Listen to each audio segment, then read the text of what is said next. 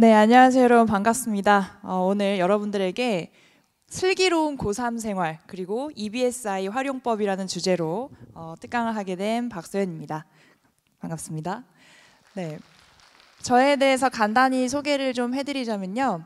지금은 고양시에서 덕이중학교 교사로 있고 그 다음에 작년까지는 용인시에서 고등학교 근무를 했습니다. 그래서 혹시 제가 지금 중학교 근무를 하고 있어서 믿음이 별로 안 가실까봐 작년까지는 계속해서 고등학교에서 생활을 했고요. 그 다음에 이제 고등학교 3학년 입시 지도 경험도 있고 그래서 제 말이 조금이라도 도움이 좀 됐으면 좋겠다 하는 마음으로 열심히 준비를 해봤습니다. 현재 저는 EBSI 과탐 영역에서 대표 강사로 활동을 하고 있습니다. 특히 생명과학 원 과목을 주로 강의를 하고 있고요. 그러면 오늘 어떤 내용으로 준비가 되어 있는지 한번 차례를 보여드릴게요. 일단 첫 번째는 주로 학생들 대상으로 해야 되는데 일단 슬기로운 고3 생활이라는 주제로 얘기를 좀 해볼 거고요. 그 다음에는 영역별로 어떤 시기에 어떤 공부를 해야 할지 그 학습법에 대해서 간단히 안내를 해드리겠습니다. 그리고 마지막으로는 EBSI라는 그 우리 교육 포털이라고 할 수 있는 그 우리 홈페이지를 어떻게 활용할 수 있는지에 대해서 안내를 좀 해드리려고 해요. 근데 제가 작년 12월 첫 주에 이 청주 입시 설명회 왔었거든요. 그런데 그 12월 첫 주가 2학기 기말고사가 딱 걸린 그 주간이었어요. 그래서 그때도 지금처럼 사람이 별로 없었고 그다음에 학생들은 주로 공부를 해야 되니까 부모님들이 많이 오셨었거든요. 근데 이번에 제가 섭외 요청을 받았을 때 날짜를 딱 보니 역시 또 1학기 중간고사 기간에 걸렸더라고요. 그래서 걱정을 많이 했습니다. 아, 이번에도 많이 오진 못하겠구나.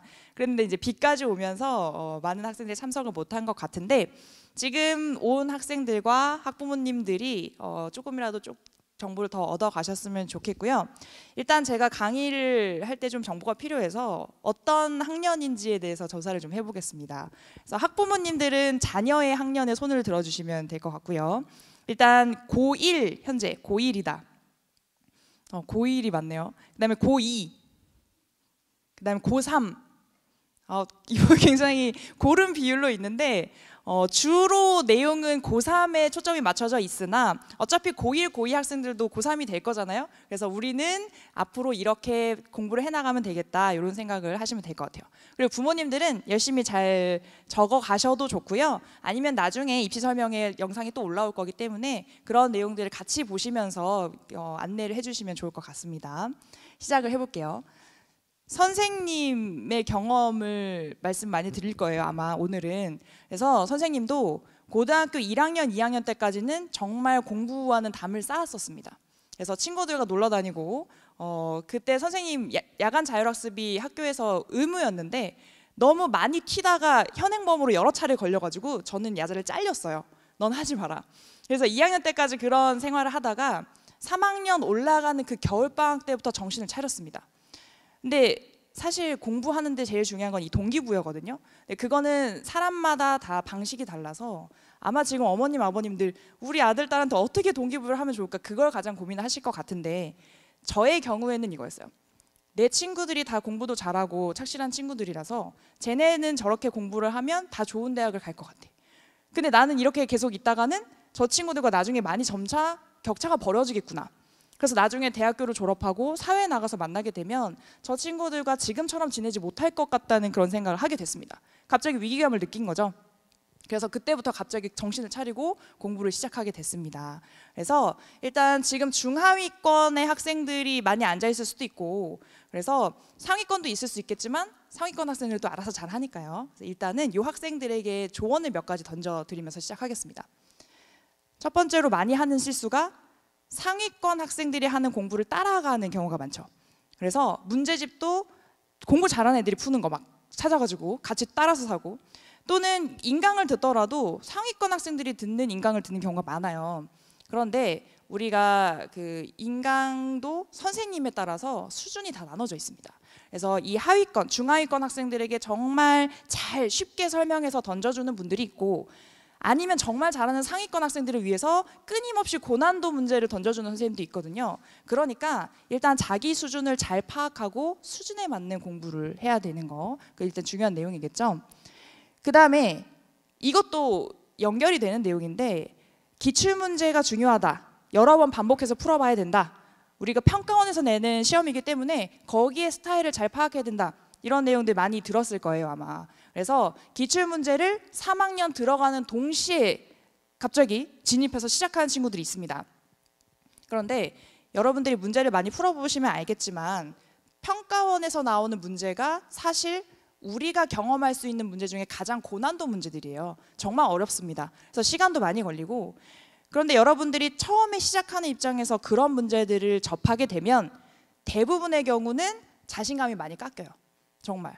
그래서 굉장히 많이 틀리기 때문에 난 안 되나 보다 하고 조금 그 기세가 수그러드는 그런 부작용이 생길 수가 있어요. 그래서 기출문제는 어느 정도 수준에 올라온 다음에 정말 내가 수능을 볼 준비가 되었는지 확인하는 그런 차원에서 접근을 하도록 선생님은 권유를 합니다. 그 다음에 약점을 찾아서 집중 공략하라, 이런 얘기를 꼭 해주고 싶은데요. 선생님이 그 학생들을 데리고 상담을 하게 되면 이런 질문을 꼭 합니다. 그래서 너는 어떤 과목이 제일 부족하니? 어떤 과목이 제일 두렵니? 이렇게 물어봐요. 그러면 뭐 사람마다 다 다를 수 있겠지만 이과 학생들은 은근히 국어가 힘들다, 잘 오르지 않는다, 이런 친구들이 많이 있었습니다. 그래서 그 다음에 이어지는 질문은 이렇죠. 일주일 동안 너네가 할 수 있는 공부의 총 시간, 학원 가는 시간 포함해서 학교 수업 시간만 빼고 자습 시간, 학원 시간 다 포함한 시간을 15로 잡아보자. 그리고 그거를 과목별 비율로 나눠볼게.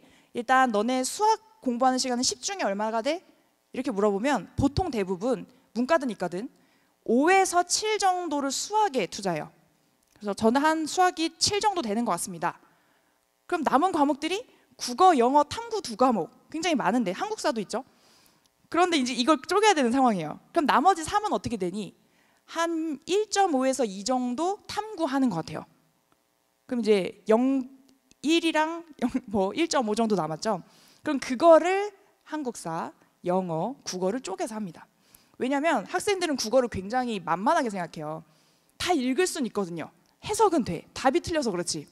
그래서 국어는 공부를 안 해도 내가 언젠가는 깨달음을 얻을 거라는 그런 근거 없는 자신감들이 있습니다. 그 다음에 다시 질문 던집니다. 자, 그러면 지금 네가 일주일에 10이라는 전체 시간 중에 0.5 정도를 국어에 할애를 하고 있지.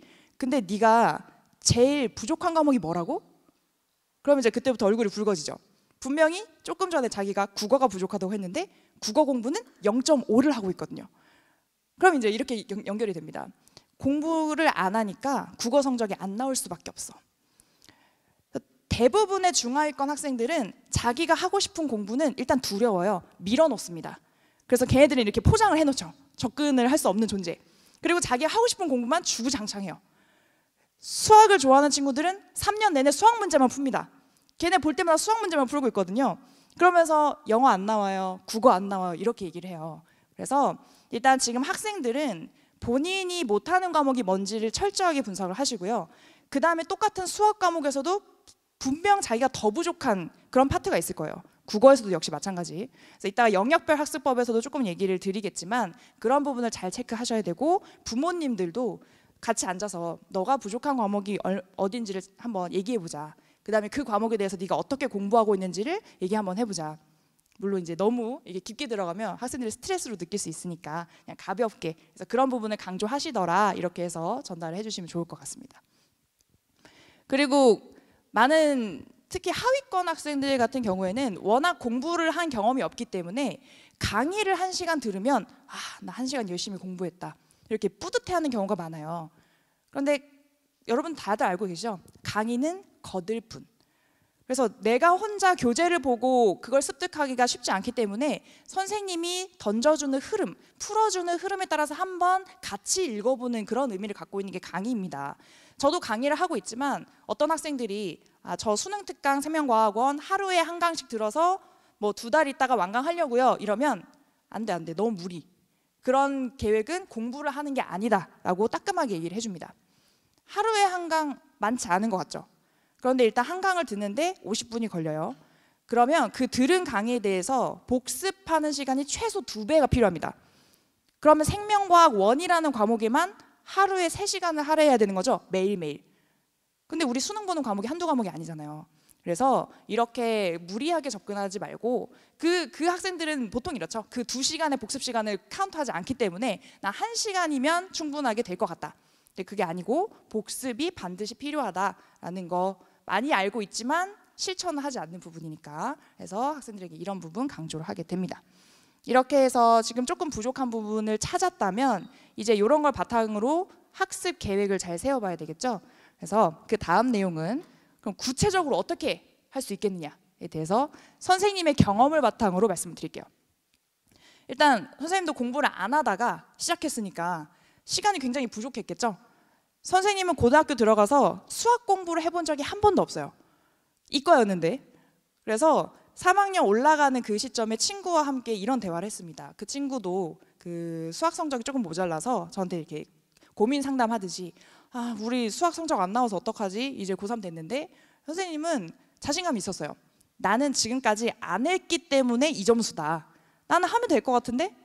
이렇게 대답을 했거든요. 그랬더니 그 친구가 그 긍정적인 마음이 굉장히 부럽다고 얘기를 했었습니다. 그래서 지금 어떻게 어디서부터 시작하느냐가 여러분들에게 큰 어떤 터닝 포인트가 될 수 있어서 그런 부분을 시작을 해볼게요. 첫 번째로는 자신만의 학습 루틴을 만들어야 됩니다. 나 이제 이거 끝나면 다음에 뭐 하지? 공부하는 그런 식으로 공부하는 친구들은 이미 계획이 잘못됐어요.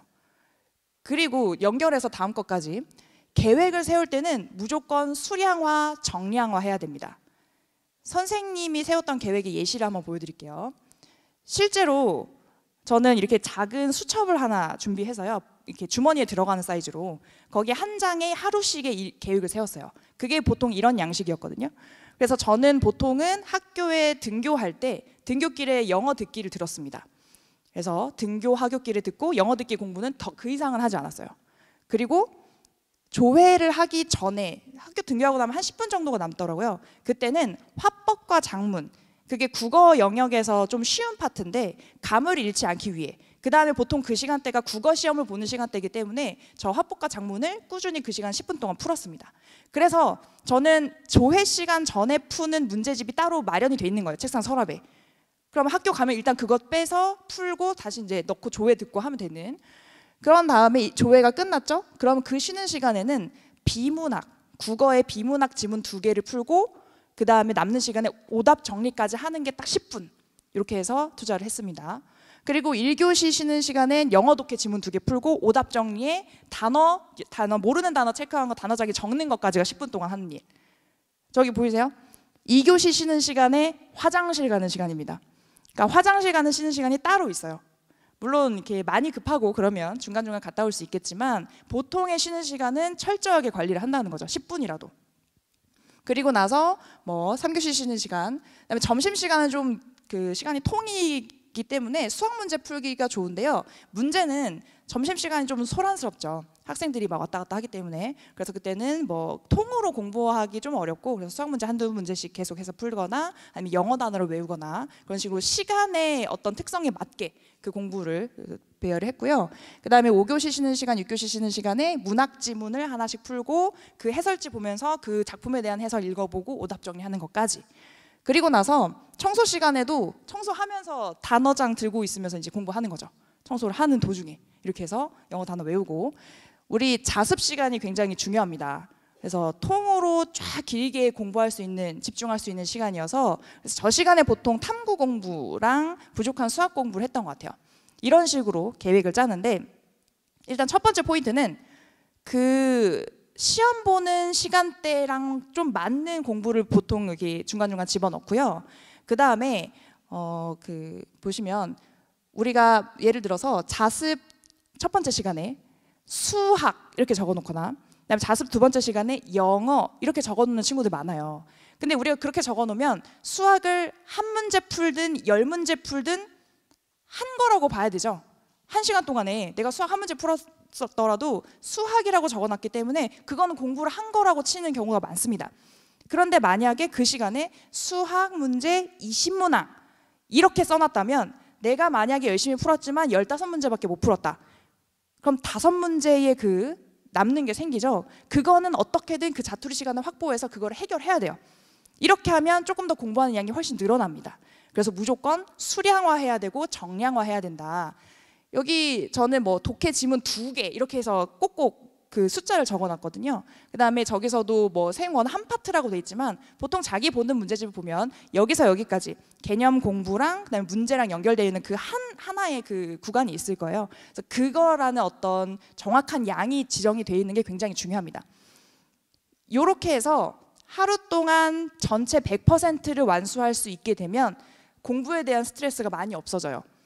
저도 항상 집에 갈 때는 굉장히 홀가분한 마음으로 오늘 공부 다 했다 하고 11시에 집에 가서 전 바로 잤습니다. 더 이상 공부하지 않아도 돼요. 이렇게 열심히 자투리 시간 잘 활용만 하면. 그리고 하나의 핵심은 또 이거예요. 수업 시간이 없죠. 저 공부 계획엔. 특히 학생들한테 해주고 싶은 말은 어설프게 공부하는 친구들이 수업 시간에도 다른 공부를 하고 싶어 해요. 전혀 도움이 안 됩니다. 그래서 저도 고3 올라가서 이제 처음 공부를 시작한 입장이기 때문에 얼마나 마음이 급하고 시간이 부족했겠어요. 그렇지만 절대 수업 시간에는 손대지 않았습니다. 수업 시간에 뭐 내가 만약에 생원, 뭐 지원 시험을 보는데 지금 수업에서는 생투, 하투를 배운다. 그럼 나는 이 시간이 너무 아까워. 그렇게 생각하시면 안 되고요. 생투, 하투를 배우면 만약에 내가 따로 시간을 내서 복습을 하진 않더라도 수업 시간에만 열심히 들으면 우리가 내신 성적 어느 정도 나와요. 그리고 반드시 그때 들었던 내용이 나중에 면접이든 논술이든 언젠가는 써먹게 됩니다. 그래서 학교 수업에 절대 소홀하지 마시고 다른 거 하지 마세요. 보통 그 수업 시간이 아깝다고 특히 9월달 이럴 때 선생님 자습 주세요 하고 조르는 그런 친구들은 성적 잘 안 나옵니다. 이렇게 건방지게 공부하면 절대 성적 나오지 않거든요. 그래서 그런 부분 주의하시면 될 것 같습니다. 그 다음에 질문 리스트를 만들어야 돼요. 그런데 이거랑 같이 연결시키겠습니다. 틀린 부분, 잘 외워지지 않는 부분을 꼭 체크해라. 그래서 문제집을 풀거나 아니면 영어 단어를 외우거나 문법에서도 늘 틀리는 부분이 있어요, 여러분. 알잖아요, 본인이. 근데 그런 부분을 반드시 체크를 해놓고 크게 별표, 뭐 형광펜으로 막 거의 막 색칠. 단어도 마찬가지. 맨날 기억 안 나는 단어 있잖아요. 그런 거는 아예 크게 적어가지고 문에다 붙여놓으세요. 그런 식으로 내가 부족한 부분을 계속 파고들어야 돼요. 그게 약점의 공략이죠. 그런데 보통 하위권의 학생들은 특히 질문하는 거 굉장히 귀찮아합니다. 그래서 분명 내가 여기 모르는데 찝찝한데 찝찝해 하고 덮어놓고 넘어가죠. 나중에 질문해야지 하고 까먹어요. 그래서 선생님 생각에는 이렇게 작은 질문 노트를 하나 만드는 것도 하나의 방법일 것 같아요. 그래서 내가 공부하다가 생긴 질문을 적어놓고 나중에 선생님이든 친구든 꼭 그날 물어보고 해결하고 넘어가는 걸로 그렇게 습관을 들이면 상당히 효과가 있지 않을까 싶습니다. 그리고 마지막으로 단권화 교재 만들기인데 학생들이 많이 교재에 욕심이 많죠. 새로 나온 좋은 문제집들 많이 사고 싶어 하는데요. 어차피 다 못 봅니다. 그래서 특히 중위권, 하위권 학생들은 많은 교재 보는 것보다는 하나의 교재라도 제대로 보는 연습 꼭 하셔야 돼서 그래서 예를 들면 우리 연계 교재로 수능 특강 같은 거 있죠. 그럼 수능 특강은 보통 한 최소 3번은 보라고 하거든요. 그래서 그 교재를 주 교재로 삼고 만약에 앞으로 모의고사를 보면서 나오는 새로운 지문 또 새로운 보기 이런 것들이 나오면 그 교재에다가 적어 놓으세요. 그래서 나중에 이것저것 뒤적거리지 않아도 그 한 것만으로도 다 공부가 가능하게 이런 식으로 만들어 놓으시면 좋겠습니다. 이제는 영역별 학습법으로 넘어갈게요. 그래서 국어, 수학, 영어, 그 다음에 한국사, 탐구 순으로 얘기를 할 텐데 아무래도 제가 과탐 영역 강사다 보니까 다른 영역에 대해서 깊이 있게 말씀 못 드립니다. 그래서 먼저 말씀드리고 싶은 거는 여러분들이 궁금한 공부법이 궁금한 그런 과목들은 공부법 특강이라는 게 EBSI 홈페이지에 다 탑재가 되어 있습니다. 그 영역의 대표 선생님들이 이러한 부분들은 많이 틀리더라, 많이들 잘못 접근하더라 하는 것들 콕콕 집어놓으신 강좌들이 굉장히 잘 만들어져 있거든요. 그래서 일단 그거를 주로 확인을 하시고 저는 간단하게만 소개를 해드리도록 하겠습니다. 요게 여러분들 공부의 과정이라고 볼 수 있겠는데요. 그래서 일단은 개념이 중요하죠. 너무 많이 들었죠? 개념을 확립을 해야 돼요. 실패 사례 중에 이런 사례들이 많습니다. 일단 학교에서 배웠어요. 집에 가서 문제집 한번 쭉 훑어보죠. 그 다음에 문제 풉니다. 문제를 풀면서 공부하려는 거는 일단 잘못된 접근이에요. 문제는 기출문제가 됐든 어떤 교재의 문제가 됐든 내가 한 복습이 제대로 됐는지 확인의 용도로 푸셔야 돼요. 그래서 내가 강의를 듣고 복습을 했죠. 한두 시간. 그래서 그 복습이 제대로 됐다면 거기에 딸려있는 어떤 문제를 풀었을 때 80% 이상은 정답률이 나와야 됩니다. 만약에 문제를 푸는 과정에서 앞에 있는 부분을 뒤적여서 기억이 안 나는데 뒤적이거나 아니면 정답률이 80%보다 안 나오는 경우에는 복습의 방법이 잘못된 거예요. 모든 과목에서 우리 과목은 외우는 과목 아닙니다. 그죠? 그 외우는 과목 아니고 이해하는 과목입니다 라고 얘기 많이 하잖아요. 저도 그런데 생명과학도 역시 이해가 중심이 되지만 문제를 풀려면 외울 부분은 외워줘야 돼요. 확실히.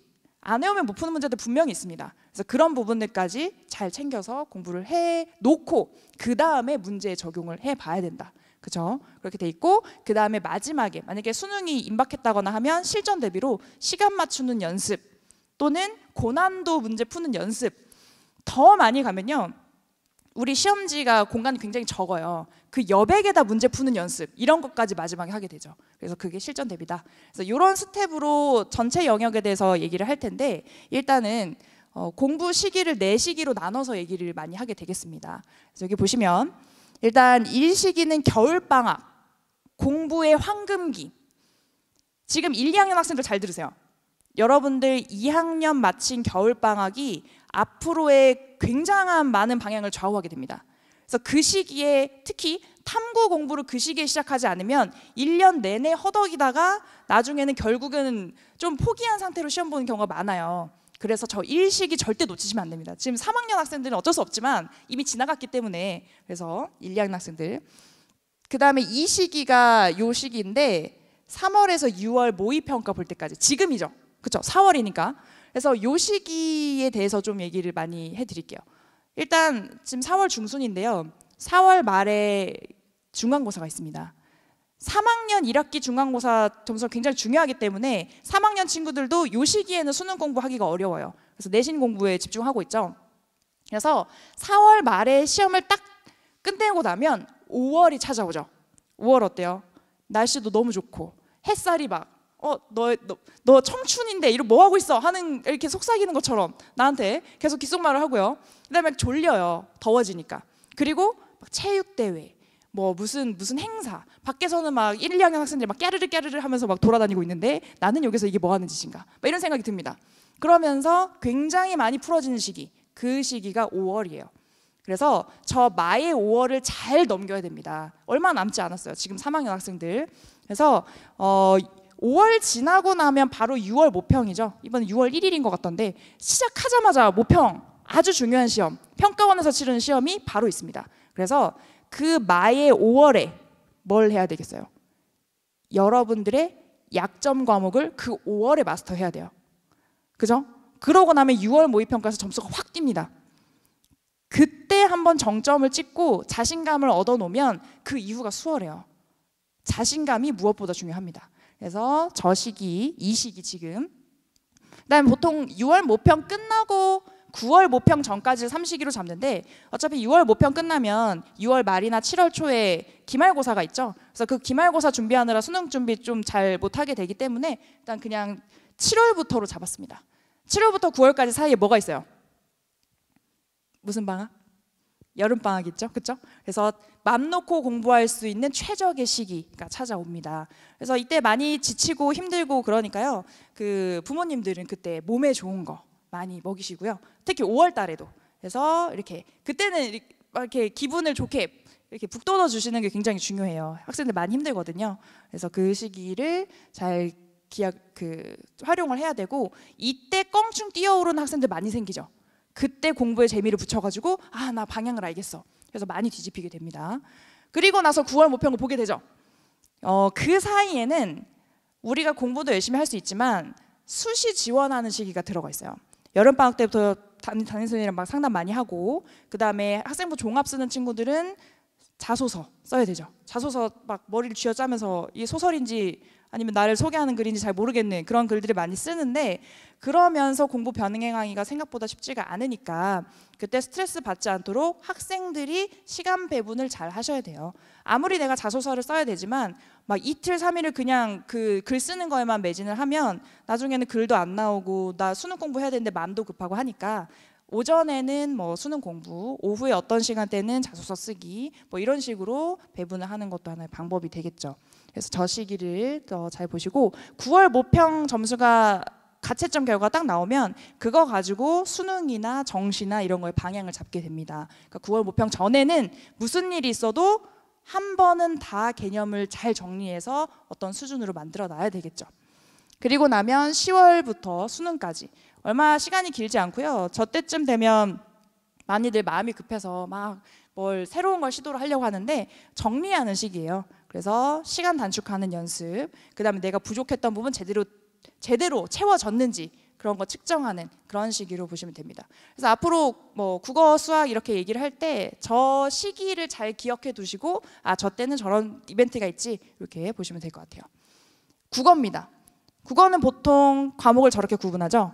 그래서 화법과 작문, 문법, 독서, 비문학이라고 보통 얘기하는 그런 거랑 문학, 이렇게 나눠요. 학생들 지금 저 카테고리 보시고 나는 어디가 취약한지를 한번 생각해 보세요. 그래서 문법인 학생들도 있고 나는 비문학 정말 모르겠다. 근데 그런 친구들은 또 계속 그 부분만 파다 보면 그 향상이 되니까요. 너무 걱정하지 마시고, 일단 화작이라고 부르는 화법과 작문은 쉽기 때문에 저 부분은 보통 다 자신감을 갖고 있는 경우가 많고요.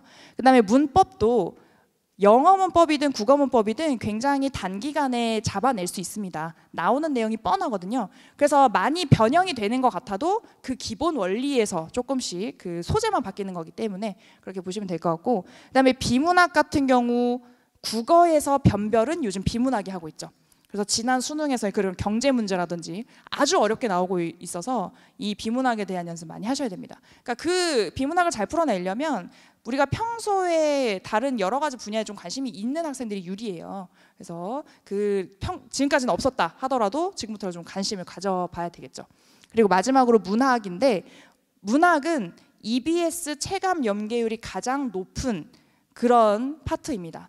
그래서 뭐 수능 특강, 수능 완성에 있는 문학 작품들, 거기에 실린 작가의 다른 작품들 철저하게 분석해서 잘 봐야 되겠고, 그 강좌에서 선생님들이 여러 가지 자료 많이 던져주실 거예요. 그런 것들로도 충분히 대비가 가능합니다. 그래서 이렇게 되어 있는데, 그러면 어떻게 공부를 해야 하느냐? 시기별로예요. 보시면 위에서부터 1시기, 2시기, 3시기, 4시기 갑니다. 앞으로 계속 똑같은 내용의 반복이기 때문에 국어를 대표로 해서 한 번만 말씀드릴게요. 일단 겨울방학 때는 수능 연계교재 수능 특강이 한 1월 말쯤에 나오거든요. 그러니까 아직 연계교재가 안 나왔을 때. 그래서 지금 1학년, 2학년 학생들이 겨울방학을 맞이하면 일단 바로 수능 개념으로 뛰어드시면 돼요. 수능 개념은 선생님들이 다 각자 자기 강좌를 맡아가지고 교재까지 구성을 하게 됩니다. 그래서 수능 특강 이전에 개념을 처음 정리하는 용도로 굉장히 좋은 강의로 마련이 되어 있으니까 수능 개념 듣는 시기가 1월 말 2월 초까지. 그러고 나면 수능 특강이 나오죠. 그래서 적어도 이 시기, 지금 3월부터 6월 모평까지 이 시기에 수능 특강을 정말 샅샅이 보셔야 돼요. 좀 세게 말하면 씹어 먹어야 되죠. 그렇죠? 여러 번 보면서 새로운 유형의 자료 이런 것들 나왔을 때 바로바로 해석할 수 있게 이 시기에는 수능 특강이 주라고 보시면 됩니다. 그리고 나서 3시기가 되면 저 때는 기출문제 그리고 수능 완성. 수능 완성이 한 6월 말 정도에 나와요. 그래서 저 시기에 마지막 연계 교재까지 마무리를 하는 시기고, 10월에는 지금까지의 연계 교재를 다시 한번 살펴보거나 아니면 뭐 파이널 모의고사, 뭐 실전 마무리 뭐 이런 것들의 강의를 통해서 계속해서 단타로 이렇게 돌려보는 그런 시간으로 보시면 될 것 같습니다. 다른 과목들도 역시 다 마찬가지의 흐름이라고 보시면 돼요. 그 다음에 수학은 학생들에 따라서 워낙 천차만별이기 때문에 그냥 간단하게만 얘기하면 상위권, 중위권, 하위권별로 다 달라요. 그래서 하위권인 친구들은 자기 자신의 어떤 공부 능력을 인정하셔야 됩니다. 남들보다 좀 느리다. 그러면 길게 보고 천천히 가셔야 돼요. 그래서 나는 쉬운 문제, 3점 문제는 일단 다 맞고 보겠다. 그런 식의 접근으로 시작하시는 게 좋습니다. 그래서 뭐 수학 가형 보는 친구들 같은 경우에는 그 가형에서도 뭐 기하와 벡터, 그다음에 확률과 통계, 뭐 미적 2, 이 중에서 또 더 부족한 부분이 어딘지 잘 파악해서 그 부분들 채워 나가시면 될 것 같아요. 자세한 건 공부법 특강에서. 영어입니다. 영어 보시면 저렇게 5가지, 듣기, 어휘, 어법, 구문독해, 지문독해 이렇게 되어 있는데, 보통 하위권 학생들에게 가장 안 돼 있는 부분이 어휘가 안 되니까 해석이 안 돼요. 그래서 저 부분은 계속 단어장 들고 다니면서 밥 먹으러 갈 때 줄 서 있을 때도 외우고, 청소 시간에도 외우고, 선생님 같은 경우에는 수업 시간엔 딴 공부 안 하지만 수업 종 치고 선생님이 들어와서 책 펴기 전까지 2, 3분 동안 계속 단어 외웠어요. 그러고 나서 수업 진짜 들어가면 단어장 덮고, 그런 시간도 충분히 활용할 수 있습니다. 그다음에 듣기도 EBS 연계율이 높기 때문에 우리 홈페이지에서 다 다운로드 되거든요. 그래서 파일 다운로드 받아서 계속 들으면 돼요. 돌려서 반복해서. 그러면 저런 식으로 보시면 될 것 같습니다. 그래서 1, 2등급, 3, 4등급, 5등급에서 9등급까지 본인의 수준에 따라서 일단 1, 2등급 최상위권은 그냥 시간 맞추는 연습 꾸준히 하시면 되고요. 그 다음에 5등급 이하는 저기 보면 어휘 강조돼 있죠. 그래서 어휘 부분 신경을 쓰시면 될 것 같습니다. 넘어갈게요. 그 다음에 한국사. 이따가 그 입시 특강 해주시는 이범 선생님도 말씀하시겠지만 한국사를 물로 보는 친구들 많아요. 그래서 아예 대충 받으면 뭐 통과되겠지. 그래서 막 7등급 받고 이러거든요. 근데 한국사 같은 경우에는 수능 특강으로 한 번만 제대로 훑어도 정말 웬만큼 점수 나옵니다. 그러니까 일단은 지금 요 시기에 한번 훑으세요. 그래서 그냥 앞으로는 그걸로 먹고 사는 거죠. 한번 해놓으면. 그래서 절대 버리지 말라. 이렇게만 말씀을 드릴게요. 그리고 나서 이제 탐구로 넘어가겠습니다. 사회탐구나 과학탐구는 어떤 과목을 선택하느냐. 지금 특히 1, 2학년 학생들 잘 들으시면 좋을 것 같은데 3가지로 저 위에 분홍색으로 표시가 돼 있는 거 말씀드릴게요. 일단은 사회탐구 같은 경우 학교 내신 과목, 학교에서 배우는 과목을 수능에 선택하는 게 훨씬 유리해요. 왜? 내신 공부 어차피 할 거니까. 그래서 2번 따로 공부하느니 그냥 한 번에 공부하자. 그래서 그런 방법. 그 다음 평소에 자기가 좋아하는 과목. 이건 뭐 당연한 거죠. 그 다음에 교과의 연관성이 높은 과목을 선택하는데 이거에 대한 설명이 밑에 이어집니다. 예를 들면 한국지리, 세계지리 비슷할 거 아니에요. 한국의 지리나 세계의 지리나 기본 원리는 비슷할 거 아니에요. 그래서 그런 내용들이 있으면 2개를 선택하면 훨씬 공부 양이 줄어든다. 그 다음에 비슷한 걸로 윤리와 사상, 생활과 윤리도 비슷한 내용이 많이 중첩이 되고요. 그 다음에 세계사와 동아시아사. 이런 것도 공부 양이 많이 줄어들 수 있겠죠. 이렇게 2 과목 선택하는 거. 그래서 이런 식으로 선택을 했다면 과목별로 일반 사회 계열, 뭐 사회문화, 법과 정치, 뭐 이런 과목들이 있겠죠. 그래서 사회문화, 뭐 그런 것들, 지리 계열, 윤리 계열, 역사 계열 나름대로 다 특성이 있기 때문에 각각의 공부법 특강을 확인하시고 맞는 방법으로 공부를 하시면 되겠습니다. 자, 그다음에 과학탐구 학습법인데 일단 얘도 마찬가지예요. 최대한 빨리 결정해야 돼요. 이게 3학년에서도 계속 바꿉니다. 과목을. 나 생명과학 하다 보니까 유전 문제 도저히 못 풀겠어. 나 너무 어려워. 그래서 3월 학평 보고 바꾸죠. 지구과학으로 바꿨어요. 지구과학 하는데 생각보다 점수가 안 나오네. 보통 이제 화학으로 많이 하고 화학도 안 되면 이제 지구과학 바꾸고 여름 방학 때까지 바꿔요. 그렇게. 그러면 남들 뒤에 가서 계속 줄 서는 겁니다. 남들 계속 새치기를 하는데 맨 뒤로 가는 거죠. 그래서 절대 도움이 안 되니까 빨리 결정하고, 그 다음에 잘 모르겠으면 응시생수가 많은 과목이면 웬만큼 나의 실력이 확보되었을 때 등급의 변동이 없는 경우가 많으니까 그런 과목도 유리하고요. 그 다음에 좋아하거나 잘할 수 있는 과목, 그 다음에 학교에서 학교 상황을 고려한다는 거, 학교에서 배우는 거, 그죠? 그런 과목. 그 다음에 내가 지원하는 대학의 반영 과목, 그 다음에 대학별 고사. 예를 들어 논술 내가 볼 건데 과학 논술 있는 과목에서 뭐 생명과학 2까지 본다. 그러면 이제 그런 과목도 공부를 하는 게 좋겠고, 그래서 그런 거를 고려해서 확인을 해라. 그다음에 최상위권이 아닌 경우에는 같은 과목 1, 2 보는 것도 방법입니다. 아까 한국지리, 세계지리랑 똑같은 맥락이죠. 생명과학 1이랑 2를 같이 시험을 보면 훨씬 공부량이 줄어들거든요. 근데 최상위권은 그렇게 못하게 해놨어요. 여러분들 공부 조금 하는 거 눈 뜨고 볼 수가 없어가지고. 근데 완전 최상위권이 아니라면 학교의 입시 모집 요강 꼭 확인하고 그런 제약이 없다. 그러면 이런 것도 굉장히 좋은 방법입니다. 중하위권 학생들 같은 경우에. 자, 그래서 과목별 학습법 역시 공부법 특강을 통해서 확인하시면 되겠습니다. 생명과학 공부 특강은 제가 이렇게 진행했거든요. 그래서 보시면 되겠고요. 넘어갈게요. 네.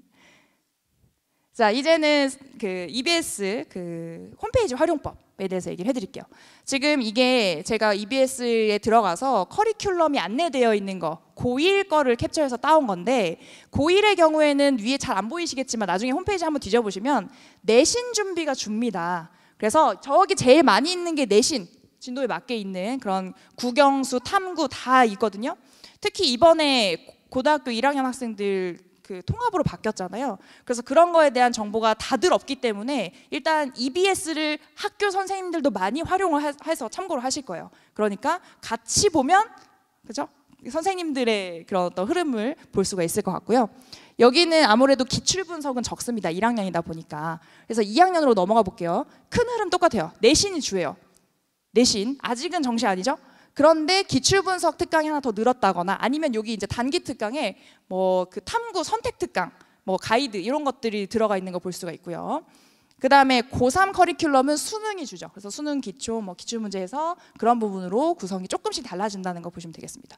그러면 내가 그 우리 수능을 대비할 때 어떤 순서로 듣는 게 좋은가 간단히 그 제목 강좌의 제목만 알려드릴게요. 일단 처음에 겨울방학 들어가면 수능 개념 보시고 그 다음에 공부법 특강 같이 일단 공부법 특강 제일 먼저 확인하는 게 좋긴 해요. 어떤 방식으로 보는 게 좋은가. 그 다음에 수능 개념, 그 다음에 탐구 선택 가이드도 하나의 지표가 될 거고요. 그 다음에 개념 끝났으면 수능 특강 들어가는 거죠. 우리가 여러 번 계속 봐야 되는 교재 수능 특강. 그 다음에 끝나면 기출의 미래로 기출문제 분석하시면 됩니다. 저 기출의 미래가 최근 5개년에 평가원 문제들만 쫙 모아놓은 거거든요. 6월, 9월 수능만 들어가 있어요. 우리 교육청에서 보는 3월, 4월, 7월, 뭐 10월 이런 문제 없고 평가원 문제만 들어가 있어서 실제로 문제를 내는 그 유형의 흐름이 어떤지 파악하기 굉장히 좋은 교재가 저 기출의 미래. 그다음에 답지도 꼼꼼하게 잘 만들어져 있습니다. 그리고 나면 수능 완성, 그다음에 파이널 실전 모의고사 같은 흐름으로 진행해 나가시면 돼요. 그럼 이런 거 어디서 찾죠? 강좌가 너무 흩어져 있을 것 같은데. 그래서 어디서 찾냐면 여기 이게 EBS 홈페이지인데 저 위에 메뉴 보시면 모든 강의 있죠. 저 모든 강의를 누르시면 이 화면이 뜹니다. 그래서 지금 여기 조그맣게 돼 있어서 잘 안 보이지만 저 2019 수능 특강 밑에 버튼이 있어요. 그래서 고1 강의를 찾을 건지 고3 N수생 강의를 찾을 건지 일단 저거랑 연도 체크하시고 밑에 보시면 단계, 영역, 그 다음에 수준까지 해서 지정하면 여러 가지 강의들을 바로바로 찾을 수가 있습니다. 이런 식으로 배치가 되어 있고요. 그 다음에 내신 준비하는 친구들도 마찬가지. 뭐 국영수 같은 경우에는 올림포스가 기본 교재고, 그 다음에 탐구는 뉴탐스런 강의. 그래서 내신 교재는 수능 교재보다 훨씬 내용들이 풍부하게 들어가 있어요. 그래서 그런 부분에서 이제 소양을 키우거나 조금 더 읽을 거리 같은 것들 많이 접근할 수 있고요. 그 다음에 학교 시험 대비 특강들도 많이 들어가 있습니다. 학교 시험 3주 완성, 수행평가 대비 특강까지 다 마련되어 있고. 그 다음에 수시 대비하는 학생들을 위한 컨텐츠도 많이 마련이 되어 있습니다. 그래서 학생부 전형을 위해서 학생부 종합 전형이 뭘까? 우리는 어떻게 준비를 해야 될까? 그런 안내부터 시작해서 그 다음에 뭐 면접은 어떻게 준비해야 될까? 그런 것들까지. 그다음에 논술 준비하는 친구들을 위해서 논술의 개념 특강, 그다음에 기초 이런 것도 설명해 놓고 적성고사 특강도 있고요. 그다음에 경찰대 사관학교 준비하는 친구들을 위한 자료 특강 다 준비가 되어 있습니다. 그래서 조금 더 자세하게 보여드리면 우리 그 위에 메뉴에서 수시 논술 탭이 있어요. 근데 지금 그 위에 보이세요? 우리 논술 첨삭에 지금 오픈을 했습니다. 그래서 논술 연습하고 싶은 친구들은 올리면 첨삭도 해줘요. 선착순이지만. 그래서 지금 오픈이 됐다. 그래서 그 탭을 선생님이 쭉 길게 있는 거를 잘라서 놓은 건데 일단 논술 계열별, 인문, 수리, 과학 논술별로 다 컨텐츠 마련돼 있고 그 다음에 1, 2학년들을 위한 강좌도 있습니다. 저기 한번 보시고요. 그 다음에 대학별로 기출문제 어떤 유형으로 나와서 어떻게 공략해야 되는지도 다 강좌가 따로 마련이 되어 있고 그 다음에 논술 첨삭 서비스 맨 밑에 있는 거 보이시죠? 1대1로 저런 것도 있어요. 놀랍게. 자, 그 다음에 학생부 종합 전형에 대해서 자기소개서, 그 다음에 면접 같은 것들, 그다음에 경찰대 사관학교 강좌, 적성고사 대비, 대학별 기출 어떻게 준비해야 되는지 그런 강좌들도 다 있습니다. 그 다음에 입시 정보라는 탭 한번 볼게요. 어떤 내용들이 있는지. 그래서 나에 대해서 관리하는 메뉴가 있고요. 그 다음에 그 밑에 보시면 EBS 대입 상담실. 이건 조금 이따 더 자세하게 알려드릴게요. 어떻게 활용하는 건지. 그 다음에 대입 분석실 해서 대학별로 전형별로 학습 전략 분석해 주는 것까지 있고, 그 다음에 지금 요 중간에는 맨 위에 입시 설명의 탭 있죠. 지금 오늘 제가 하는 것도 저기 올라올 겁니다. 그러니까 혹시 다른 영역 선생님은 무슨 얘기를 하시는지 듣고 싶으면 예전 거를 찾아볼 수 있는 메뉴고, 그 다음에 뭐 입시 뉴스라든지 쭉 보시고요. 대학별 입시 정보 저런 거는 부모님들께서 많이 보시면 좋겠죠. 어떻게 흘러가는구나 이렇게 보시면 되고, 저기 맨 마지막 부분에 있는 입시 한라인은 어떤 학과에서 어떤 공부를 하고 어떤 진로로 연결이 될 수 있나 이런 거를 좀 그 분야의 어떤 그 전문가들을 모셔가지고 뭐 교수님이라든지 초빙해서 막 물어보는 이렇게 인터뷰 형식으로 진행이 된 그런 강의예요. 그래서 강의는 아니지만 그런 그 영상입니다. 그래서 굉장히 많은 내용, 좋은 내용이 있으니까 아직 나의 진로를 정하지 못했다면 저거를 참고하는 것도 하나의 방법이 될 것 같고요. 자, 그리고 조금 전에 얘기했던 대입 상담실인데 고민들이 있잖아요. 근데 물론 학교에 담임 선생님들 계시지만 담임 선생님이 약간 잘 모르시는 분야거나 아니면 너무 바쁘실 수 있죠. 그러면 여기를 활용하시는데 일단 상담글을 작성합니다. 그러면 답변을 누가 해줄지 배정을 해줘요. 그리고 나서 18시간 내에 답변이 완료됩니다. 그러고 나면 완료됐습니다 하고 문자가 발송돼서 그걸 확인하시면 돼요. 이런 식으로 다 체계적으로 시스템이 되어 있다 보시면 되겠고, 그 다음에 요 탭은 좀 많이 사용할 것 같은데 학생들이 기출문제 탭. 그래서 저 메뉴에서 맨 마지막 보면 기출문제 있죠? 그걸 누르면 바로 이 화면이 떠요. 그래서 기출문제 다운로드. 그래서 뭐 연도 어떤 시험인지 어떤 과목인지 체크하면 뭐 학평이든 모평이든 수능이든 문제들 다 다운받을 수 있습니다. 그런데 저기 밑에 보시면 뭐가 있냐? 문제은행이라는 서비스가 있어요. 그래서 우리 EBS에서 나왔던 교재에 실린 모든 문제들, 그 다음에 지금까지의 기출문제 나왔던 문제들을 내가 원하는 단원만 뽑아가지고 문제를, 나만의 문제를 만들 수 있습니다. 그래서 나는 어떤 뭐 예를 들어 생명과학 원의 뭐 자연 속의 인간 부분의 문제들만 싹 풀어보고 싶다. 그러면 기출문제만 묶을 수도 있고요. 아니면 교재 문제만 묶을 수도 있고 다 묶을 수도 있어요. 그렇게 해서 문제를 내가 스스로 만들어 볼 수 있기 때문에 아주 좋은 서비스가 저기 되어 있다. 자, 그리고 이렇게 자기에 대해서 탐색하는 서비스도 있습니다. 진단 코칭 해가지고, 그래서 이거는 1, 2학년 학생들이 들어가 보면 좋을 것 같고, 그래서 나의 성향이라든지 학습 유형이라든지 학력까지 진단할 수 있는 서비스가 많이 되어 있고, 그 다음에 우리가 가끔 공감을 좀 얻고 싶을 때는 듀나 공감이라는 그런 그 탭도 하나 맨 위에 있어요. 그래서 거기서 시험 보고 나서 오늘은 어려웠어, 어땠어 하고 친구들끼리 정말 우리의 언어로 대화를 나누는 공간이 마련이 돼 있고, 그 다음에 그 꿈 장학생이라고 해서 정말 어려움을 극복하고 그 공부를 열심히 한 친구들에 대한 영상 소개가 돼 있습니다. 그래서 내가 좀 나태해지거나 좀 약간 복에 겨워가지고 지금 호강에 겨워서 조금 흐트러졌을 때, 그럴 때 한 번씩 보면 동기부여가 많이 될 것 같아요. 그런 것들이 있다. 그 다음에 이런 입시 설명회를 다시 보고 싶으시면 아까 말씀드렸듯이 저 정보에 가셔가지고 보시면 된다라는 것까지 소개를 하겠습니다. 자, 오늘 제가 말씀드릴 거는 여기까지고요. 지금 벚꽃이 다 졌죠. 특히 오늘 비가 내리고 나면 그나마 좀 남아있던 것들도 다 떨어질 텐데, 아마 지금 3학년 학생들 또는 3학년 학부모님들은 똑같이 3학년 그 자녀를 뒀다는 이유로 꽃구경 마음껏 못 하시지 않았을까 하는 생각을 합니다. 그래서 지금 공부 열심히 하느라고 놓쳤지만 내년 이맘때에는 꼭 홀가분한 마음으로 자기가 가고 싶었던 대학 캠퍼스에서 벚꽃 구경을 마음껏 하셨으면 좋겠다 하는 마음으로 마무리를 하도록 하겠습니다. 네, 저는 여기까지 하겠습니다. 감사합니다.